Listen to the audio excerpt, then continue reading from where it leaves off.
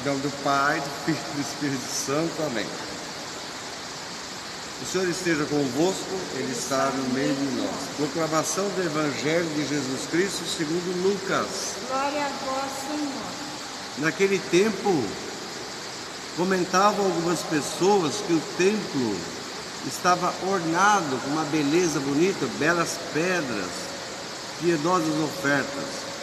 Jesus então disse para o povo: dias virão em que tudo isso que vocês estão vendo não vai ficar de pé, tudo será destruído.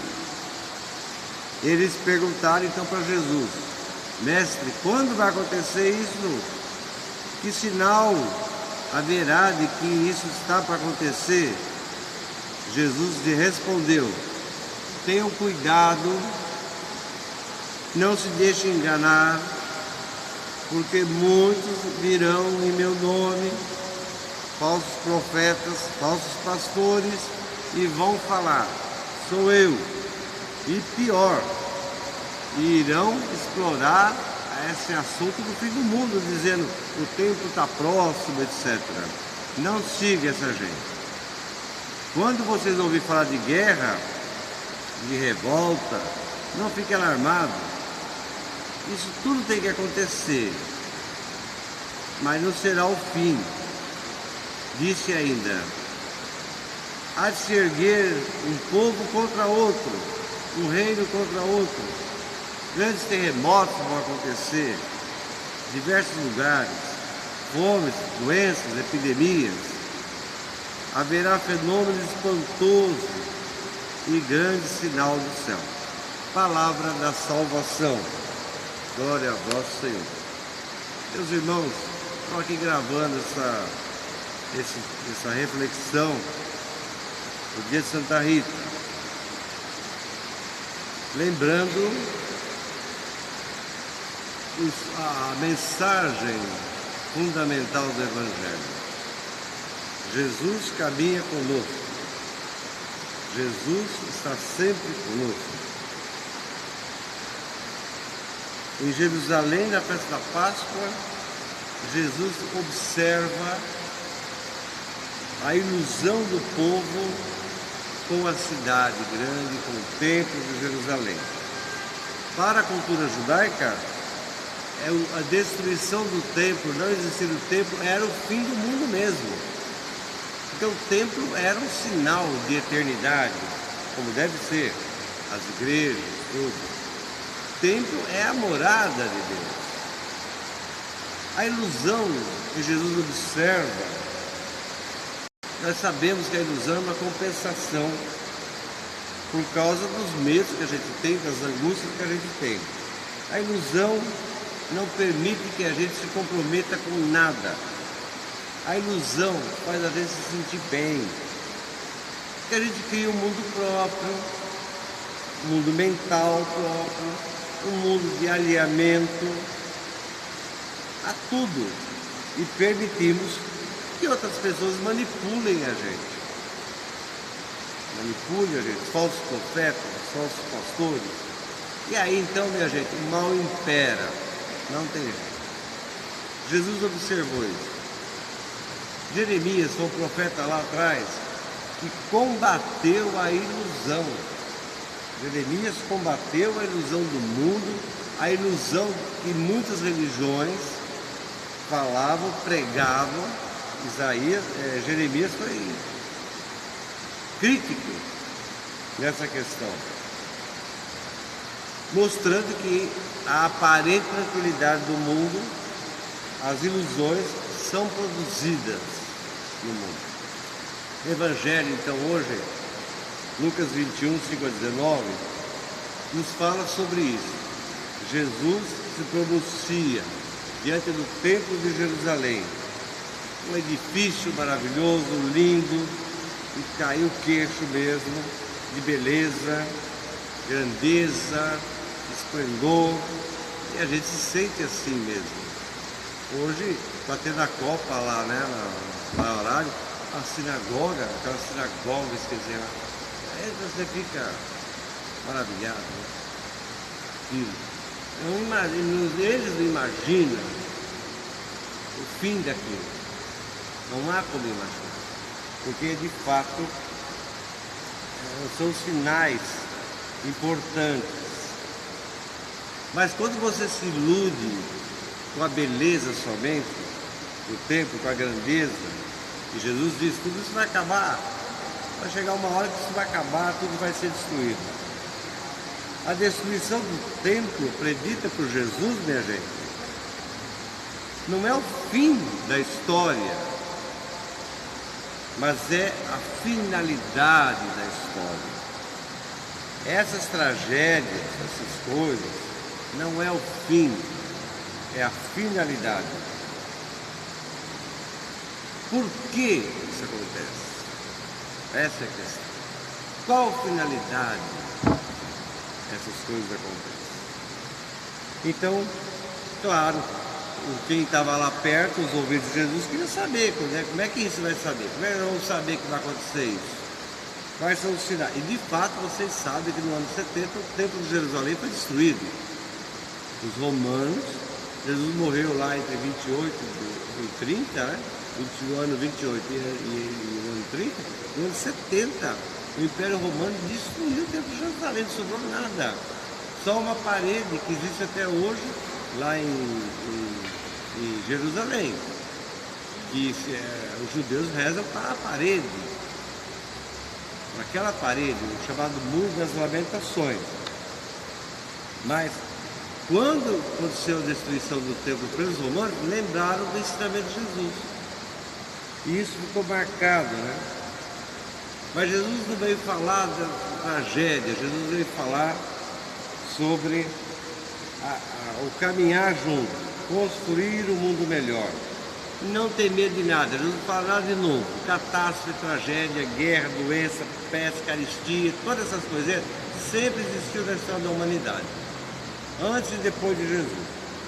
Nada de novo é o que ele fala, mas a novidade que ele fala é ter confiança na caminhada, ter confiança, agir, falar, agir de verdade, ter confiança de que nenhum fio de cabelo da cabeça da gente vai se perder. Jesus é realista, Jesus não mente, Jesus fala a verdade, ele tem uma visão da história verdadeira, e ele nos prepara para tudo isso. Essa é a primeira questão que Jesus disse. A outra nos fala sobre assumir o mundo para acabar com o mal. Assumir o mundo marcado pela violência, pela adversidade. Qual a nossa atitude? Qual a nossa atitude? Qual é a nossa atitude? É a atitude de esperança em Deus que se torna possível? Será que você não está iludido? Será que você não está alheio? Será que você não está vivendo numa ilusão que você criou? Freud e os psicanalistas falam essas coisas, né? A gente cria um mundo de ilusão nossa para não enxergar qualquer coisa que desagrade a gente, né? Como a gente está vivendo? E Jesus então diz no final, não podemos ser escravos do medo, nem escravos das nossas angústias. Pelo contrário, viver a história, viver o mundo, viver o dia a dia, não se iludir, saber que vai acontecer tragédias no mundo, saber que nós vamos ter regimes horrorosos, saber que vai ter porcaria no governo, saber que vai ter tudo isso. Não nos iludamos e nem ficamos com muito tchá-tchá-tchá, muita reclamação e tudo isso aí, não. Não adianta. Ficar só reclamando não adianta não. Tem que enxergar, tem que ver, tem que deter o mal, deter a estrutura do mal, deter. Vocês estão vendo aí nesse final do governo, próximo, como manter os R$600 de auxílio, mais um tanto lá, ninguém quer. político nenhum quer. Como? Vai ficar para sempre, vai ficar para sempre. Não é para ficar assim, depende do governo que entra, do governo que sai. Ter isso, lutar para ter isso. Então vocês estão vendo aí a situação. O pobre é um problema, viu? Ser pobre. O pobre é um problema na sociedade, em todos os tempos. O problema de religião e o problema da política é o pobre. Então, alguns acham que tem que acabar com os pobres. Acabando com os pobres, melhora a vida de todo mundo. Algumas religiões acham que tem que iludir os pobres. Que iludir o pobre não reage. É isso, Jesus disse para a gente isso, né? Destruir o mal, destruir a força do mal, não se iludir, ser uma pessoa consciente de verdade, verdadeira, com esperança, ser desse jeito, uma pessoa que é testemunha no mundo de esperança, de futuro, de salvação, de ressurreição. A fé faz a gente andar, olhar para frente.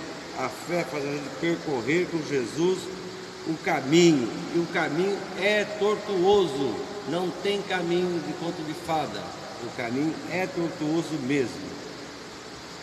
Mas a gente tem a certeza, Ele ressuscitou, venceu, está no meio de nós, está na igreja, está conosco, caminha conosco e nos ajuda a vencer o mal, o poder do mal, as forças do mal.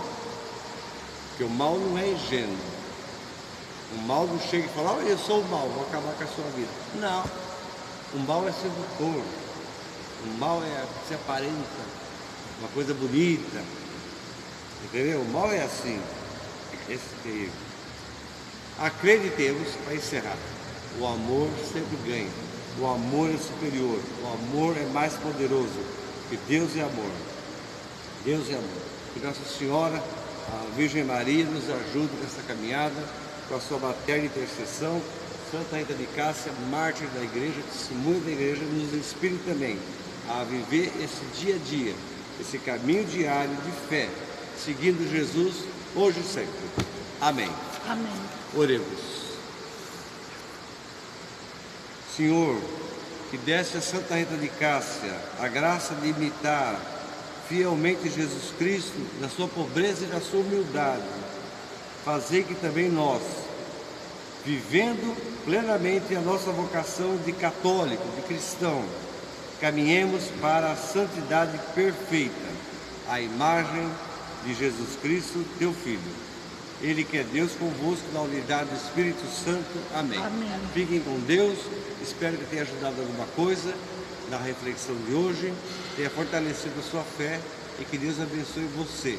Em nome do Pai, do Filho e do Espírito Santo. Amém. Obrigado. Bom.